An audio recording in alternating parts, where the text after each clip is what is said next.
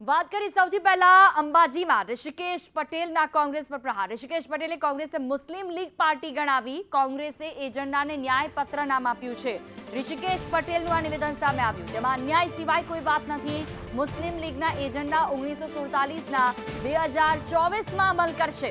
આપણા દેશમાં આતંકવાદ, નક્સલવાદ ફેલાવી રહ્યા છે।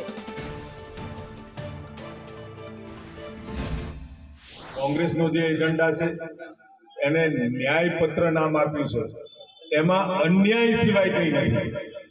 મુસ્લિમ લીગનો એજન્ડા 1947નો 2024માં અમલ કરવા જોઈએ છે, લેખિત આપ્યું છે। આમ તો એ વખતનો મુસ્લિમ લીગનો જે એજન્ડા હતો, વર્ણલખ્યો અમલ કરી રહ્યા હતા। આ વખતે તો ખુલીને સામ્યવાદીઓને પણ ભેગા કર્યા છે કે જેને આપણા દેશમાં આતંકવાદ, નક્સલવાદ ફેલાવ્યો છે।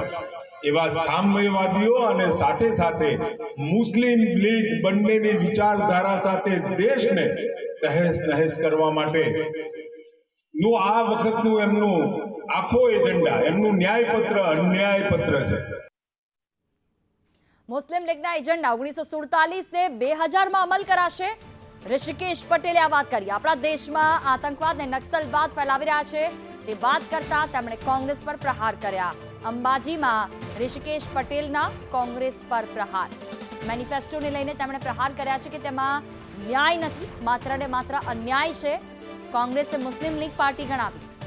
તેમનો જે એજન્ડા છે તેને તેમણે ન્યાયપત્ર નામ આપ્યું છે, પરંતુ તેમાં માત્ર ને માત્ર અન્યાય સિવાય કંઈ નથી, તેનો ખુલાસો ઋષિકેશ પટેલે આકરા પ્રહાર કરીને આપ્યો।